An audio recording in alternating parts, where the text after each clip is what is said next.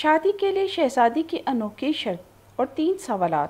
ایران کا بادشاہ بہت دنوں سے پریشان تھا۔ یوں تو ہر جانب خوشحالی کا دور دورہ تھا، مگر بادشاہ کی پریشانی کی وجہ اس کی اکلوتی بیٹی شہزادی ثنا تھی۔ ہر باپ کی طرح بادشاہ بھی اپنی بیٹی کی شادی کر کے اپنا فرض ادا کر دینا چاہتا تھا، لیکن شہزادی ثنا بھی عجیب اعلان کر رکھا تھا کہ جو شخص اس کے سوالوں کے درست جوابات دے گا وہ اس سے شادی کرے گی۔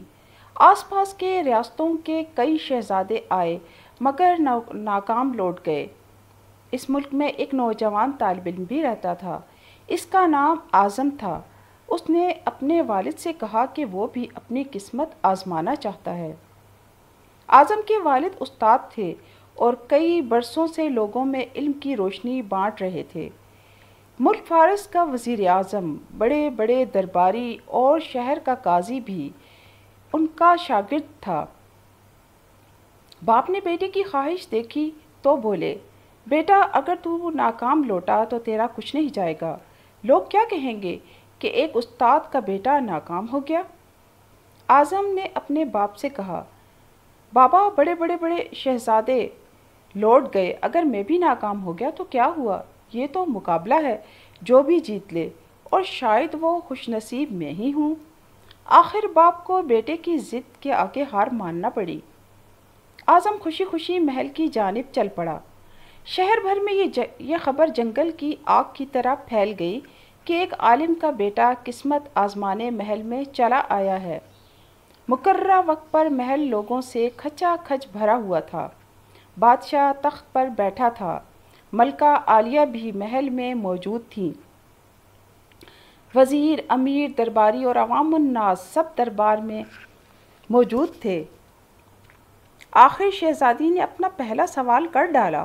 اس نے شہادت کی انگلی فضا میں بلند کی۔ اعظم نے کچھ دیر توقف کیا اور شہادت والی انگلی کے ساتھ والی انگلی بھی فضا میں بلند کی۔ یہ دیکھ کر شہزادی مسکرا اٹھی اور ملکہ عالیہ بولی، شاباش اے نوجوان، تم نے پہلا مرحلہ کامیابی سے طے کر لیا۔ دوسرے سوال کے لیے شہزادی کرسی سے اٹھی اور ہاتھ میں تلوار لے کر ہوا میں چلانے لگی۔ کچھ دیر بعد وہ دوبارہ اپنی نشست پر آ کر بیٹھ گئی۔ بادشاہ سمیت ہر درباری کی نظر اعظم پر تھی۔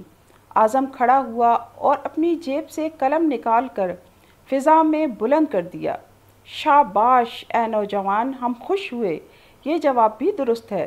ملکہ عالیہ کی آواز دربار میں ابھری۔ اسی کے ساتھ دربار مبارک ہو کی آواز سے گونج اٹھا۔ 2 سوالات کیا تھے، ان کے جوابات کیا تھے؟ اب ہر شخص اس پر غور کر رہا تھا کہ شہزادی نے کیا پوچھا اور اعظم نے کیا جواب دیا۔ لوگوں کے لیے ایک راز تھا۔ آخر شہزادی نے تیسرا سوال کر ڈالا۔ وہ تیزی سے سیڑھیاں اتری اور تیزی سے سیڑھیاں چڑھ کر دوبارہ اپنی نشست پر آ کر بیٹھ گئی۔ یہ بڑا عجیب و غریب سوال تھا۔ ہر طرف خاموشی تھی، لوگوں کی سانسیں رکی ہوئی تھیں۔ اب تو اعظم کے ہاتھ پاؤں بھی ٹھنڈے ہو رہے تھے۔ آخر اعظم کھڑا ہوا اور اپنے دل پر ہاتھ رکھ کر شہزادی کی طرف دیکھنے لگا۔ مرحبا مرحبا اے نوجوان، مبارک ہو، شہزادی نے تمہیں پسند کر لیا ہے۔ ملکہ عالیہ کی آواز کے ساتھ ہی شہزادی ثنا شرما کر محل کے اندرونی حصے میں چلی گئی اور محل مبارکباد کی آواز سے گونج اٹھا۔ لوگ خوشی سے جھوم رہے تھے۔ وہ دل ہی دل میں اللہ کا شکر ادا کر رہا تھا جس نے اسے اعزاز بخشا تھا۔ بادشاہ نے اعظم سے پوچھا، اے نوجوان، ملکہ عالیہ کو تو تم نے مطمئن کر ہی دیا، اب یہ بتاؤ کہ تم سے کیا پوچھا گیا تھا اور تم نے کیا جواب دیا تھا؟ اگر تم نے ایک بھی غلط جواب دیا تو تمہاری گردن مار دی جائے گی۔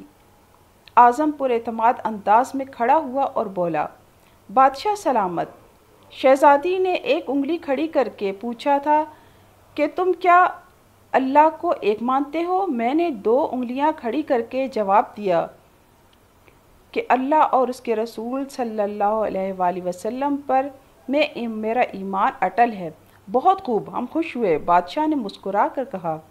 اعظم بولا، اس کے بعد شہزادی نے تلوار چلا کر پوچھا تھا کہ اس سے بڑا کوئی ہتھیار ہے؟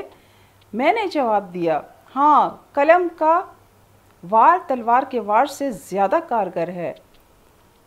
ماشاء اللہ نوجوان، تم نے ہمارا دل خوش کر لیا۔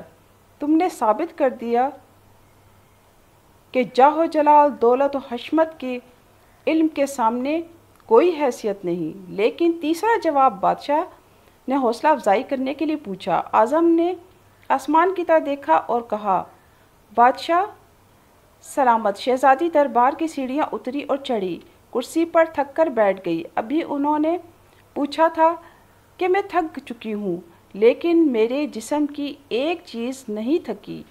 میں نے جواب دیا تھا، دل۔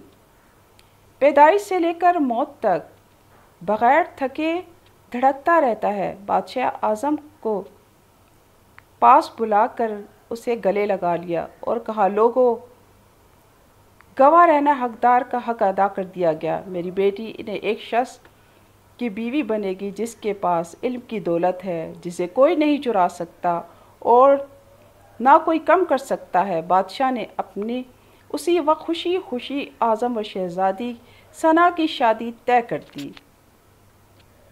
دوستو، یقیناً آپ کو یہ کہانی بے حد پسند آئی ہوگی۔ شکریہ۔